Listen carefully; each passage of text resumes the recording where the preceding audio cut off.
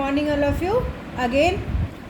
आगे जो हमने 3 कल कुंडलियों के अर्थ समझे थे, आज हम चौथी कुंडली का अर्थ समझेंगे। साईं सब संसार में मतलब का व्यवहार, जब लग पैसा गांठ में तब लग ताको यार, तब लग ताको यार, यार संग ही संग डोले, पैसा रहे न पास यार मुख से नहीं बोले।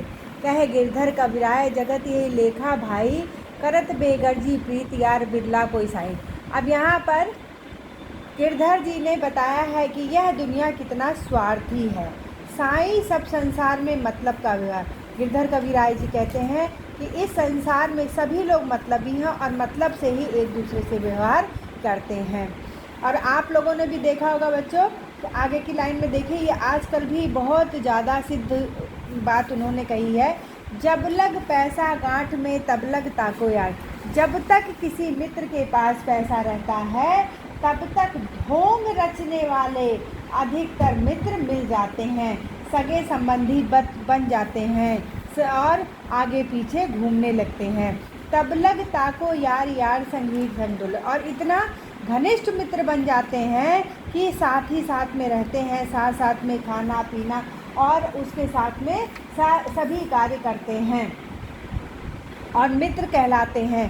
पैसा रहे न पास यार मुख से नहीं बोले। और यही ढोंगी मित्र जो है, जब मित्र के पास, जो पैसे वाला मित्र है, अगर उसके पास पैसा समाप्त हो जाता है तो सीधे मुँह बात भी नहीं करते हैं और उनका साथ छोड़ करके चले जाते हैं। कहत गिरधर कबीराय जगत यही लेखा भाई। गिरधर कबीराय जी कहते हैं कि इस संसार में यही व्यवहार है, यही रीत है। ऐसे स्वार्थी लोगों से हमें हमेशा दूर रहना चाहिए। यहाँ का व्यवहार स्वार्थ पर आधारित है। करत बेगर्जी प्रीत यार बिरला कोई साई। और कहते हैं कि संसार में ऐसे लोगों की संख्या बहुत अधिक कम है जो बिना स्वार्थ के किसी से मित्रता करते हैं। अब देखिए अगले में उन्होंने बताया है कि किस प्रकार से हमें किसी भी छायादार वृक्ष के साथ में रहना चाहिए और किस प्रकार से हमें पतले पेड़ों की से दूरी बना करके रहना चाहिए। रहिए लटपट काट दिन बरु घामे माँ सोए, छा न बाकी बैठिए जो तरु पतरो होए, जो तरु पतारे होए एक दिन धोखा दे हैं, जा दिन बहे बयार टूट तब जर से जय हैं। कह गिरधर कबीराय छाह मोटे की गहिए, पाती सब झरी जाए ताऊ छाया में रहिए। गिरधर कबीराय जी ने इस कुंडली में यह संकेत किया है कि चाहे किसी भी स्थिति में हमें जीवन व्यतीत करना हो, परंतु उस पेड़ की छाया में कभी भी नहीं बैठना चाहिए जो पतला और कमज़ोर हो जाता है। क्योंकि जो पेड़ पतले होते हैं उन पेड़ों में जरा सा हवा लगने पर वो टूट सकता है और व्यक्ति को चोट भी लग सकती है, क्योंकि ऐसा पेड़ कभी न कभी अवश्य धोखा देता है। जब भी तेज हवा चलेगी, आंधी आएगी तो पतला पेड़ जड़ से उखड़कर गिर जाएगा। फिर कहते हैं कि कह गिरधर कबीराय छाह मोटे को गई, जो तरु पतारे होए एक दिन धोखा दे हैं, जा दिन बहे बयार टूट तब जड़ से जहे। कह गिरधर कबीराय छाह मोटे की गहिए, पाती सब झर जाए ताऊ छाया में रहिए।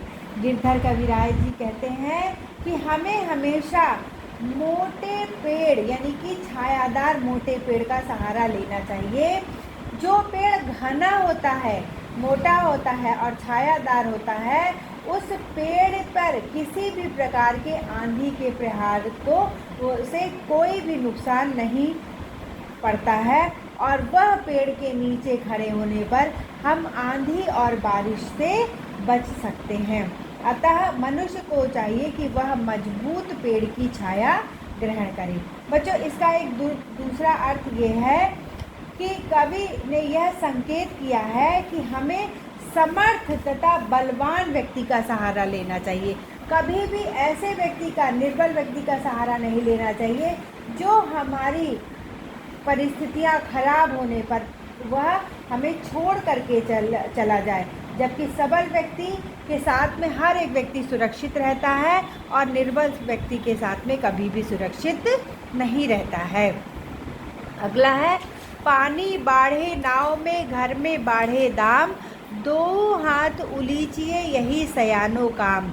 यही सयानो काम राम को सुमिरन कीजिए, पर स्वार्थ के काज शीश आगे धर दीजिए। कह गिरधर कबीराय बड़ेन की याही बानी, चलिए चाल सुचाल राखिए अपना पानी। गिरधर कबीराय जी ने प्रस्तुत कुंडली में कहा है कि हमें परोपकार के महत्व के बारे में बताया है कि हमें हमेशा परोपकार करते रहना चाहिए। कि पानी बाढ़े नाव में, घर में बाढ़े दाम। अगर नाव में पानी बढ़ जाता है, आप लोग को सभी को पता है कि नाव नदी में चलता है और अगर उसमें ज़रा सा छेद हो जाए तो नाव डूब जाता है। तो यदि उसमें पानी भरने लगा है तो और घर में बाढ़े दाम, और घर में अगर अधिक पैसा रुपया आ गया है, धन आ गया है, तो उसे दोनों हाथ से बाहर निकालना चाहिए, अर्थात उसे दोनों हाथ से खर्च करना चाहिए। अगर नाव के पानी को हम दोनों हाथ से निकालेंगे तो जीवन बच जाएगा। और घर में अगर ज़्यादा पैसा है और हम उसे दान पुण्य में लगाएंगे तो हमारा जीवन समर्थ हो जाएगा। दो हाथ उलीचिए यही सयानो हाथ काम। दोनों हाथों से उसे हमें निकाल देना चाहिए तो नाव डूबने से बच जाएगी।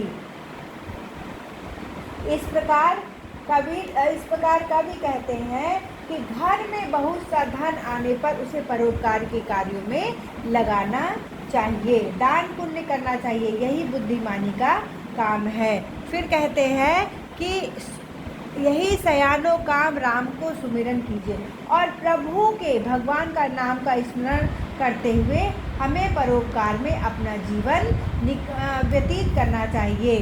पर स्वार्थ के काज शीश आगे धर दीजिए। पर स्वार्थ यानी कि दूसरे के कार्य के लिए, मतलब कि निस्वार्थ भाव से हमें अगर कभी बलिदान अपना देना पड़े तो वो भी पीछे नहीं हटना चाहिए, कर देना चाहिए।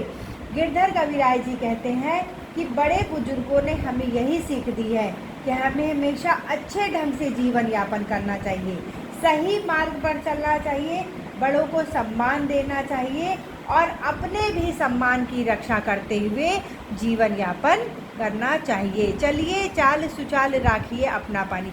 ये चलिए चाल सुचाल वही सन्मार्ग पर चलते हुए, दूसरों के इज्जत करते हुए, दूसरों का सम्मान रखते हुए अपने भी सम्मान की हमेशा फिक्र करनी चाहिए और स्वाभिमान के साथ जीवन यापन करना चाहिए। राजा के दरबार में जैसे समय आ पाए, साईं तहाँ न बैठिए जहाँ को दे उठाए। जहाँ को दे उठाए बोल अनबोले रहिए, हंसिए नहीं हहाए बात पूछे ते कहिए। कह गिरधर कबीराय समय सो कीजिए काजा, अति आतुर नहीं होए बहुरी अन्न खइए राजा। कहते हैं गिरधर कबीराय। देखिए बच्चों, यह कुंडली उस समय लिखी गई है जब हमारे देश में राजा महाराजाओं का राज था, तो उन्होंने इस पर भी प्रकाश डालते हुए कहा है कि राजा के दरबार में हमेशा अनुकूल अवसर देख करके ही जाना चाहिए, कभी भी वक्त बेवक्त जाना नहीं चाहिए। और एक बात का सदैव स्मरण रहे कि हमें अपनी हैसियत को देख करके ही स्थान ग्रहण करना चाहिए। ऐसा थोड़ी ना है कि ये मंत्री की जगह पर जाकर के बैठ गए, अगर हम वहाँ जाकर के बैठेंगे तो हम आम इंसान हैं, हमें कोई भी वहाँ से हटा देगा।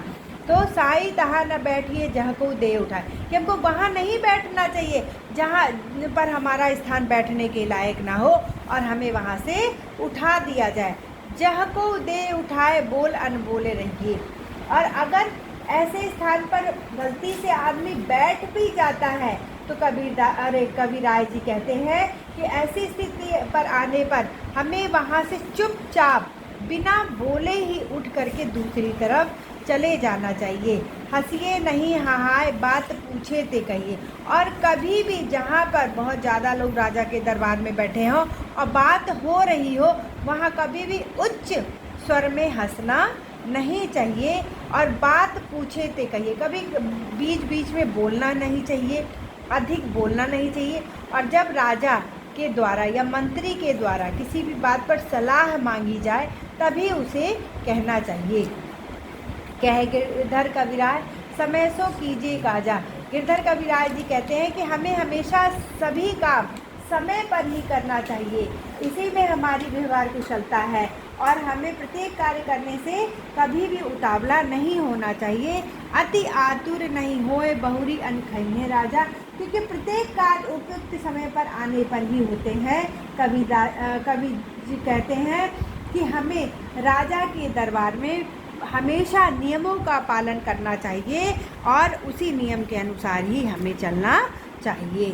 थैंक यू स्टूडेंट्स, ये हमने आज आपका कुंडली चैप्टर का एक्सप्लेनेशन समाप्त कर लिया है और आशा है आप लोग इसको बहुत अच्छे से ध्यान से सुनेंगे और आपकी जो अभ्यास पुस्तिका में दिए हुए प्रश्न उत्तर हैं उनको अभ्यास पुस्तिका में करते रहिए।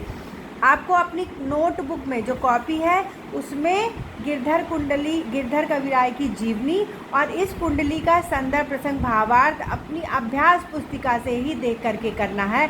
और आगे जब विद्यालय खुलेगा तो मैं सारे क्वेश्चन आंसर आपको करवाऊंगी या फिर मैं खुद ही आपको क्वेश्चन आंसर का फ़ोटो भी सेंड करने की कोशिश करूंगी। Thank you.